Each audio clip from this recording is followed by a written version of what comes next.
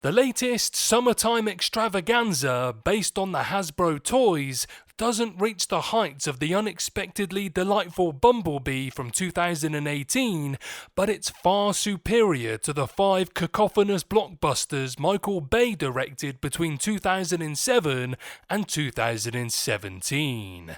In this video, I want to give my honest review of Transformers: Rise of the Beasts. But before I get bombarded in the comments, I'd like to say hello guys and gals, I'm Nick, and welcome to Firthy's Feedback. So, Stephen Capel Jr. takes over the reins this time, bringing a narrative focus and visual coherence that's been woefully lacking in the past. You can actually see what's happening in the gargantuan action sequences, which is always a plus. Longtime fans will probably revel in the childhood nostalgia of seeing these beloved characters come to life once again. Besides the Autobots, led as always by Optimus Prime and voiced by Peter Cullen with his signature gravitas, Rise of the Beasts also features Maximals from the Transformers Beast Wars TV series and various intergalactic villains doing the bidding of the planet-gobbling Unicron. They are all in pursuit of the same ancient MacGuffin-y doohickey, which is super powerful and can cause massive damage. But what makes Rise of the Beasts palatable for everyone else is the fact that it demonstrates surprising care with the human beings trapped in the midst of this epic battle between good and evil. That's a rarity in this series, known more for the bland types and groan-inducing banter of the Bay movies.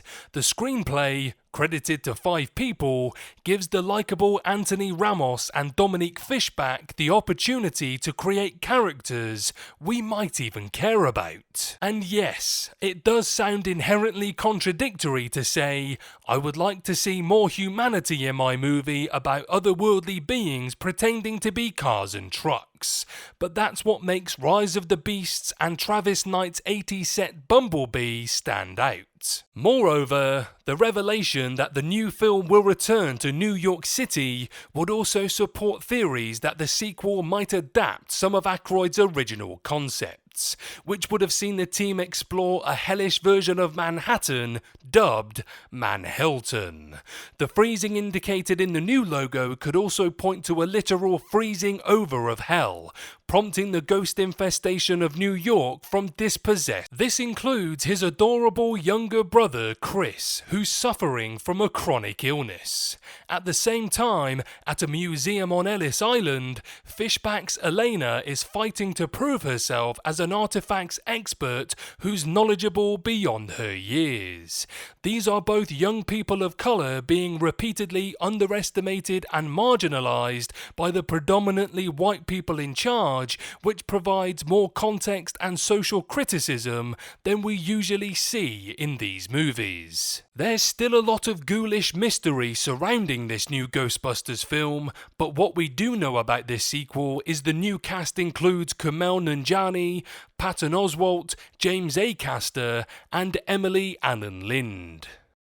One of the most enjoyable parts of Rise of the Beasts is the back and forth between Ramos and Pete Davidson as the voice of Mirage, the wisecracking sports car.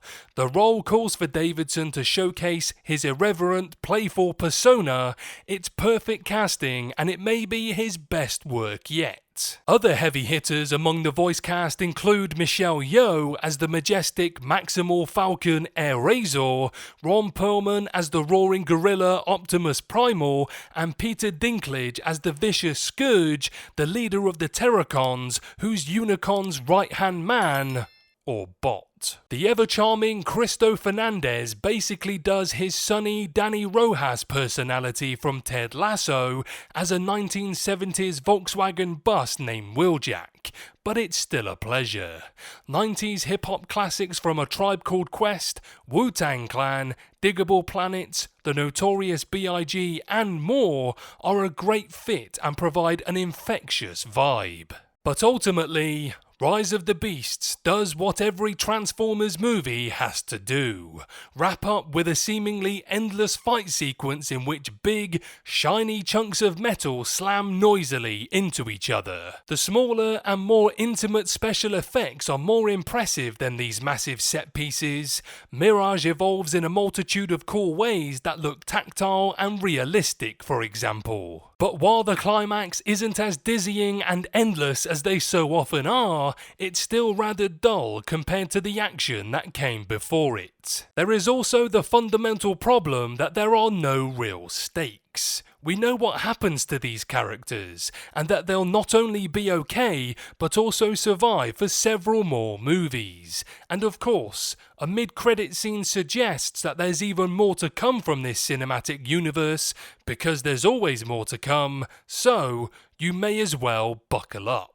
Overall, a very enjoyable film, and I'm guessing this is the start of the trilogy Paramount have been talking about, and a very good way to introduce the very powerful Unicron in future films.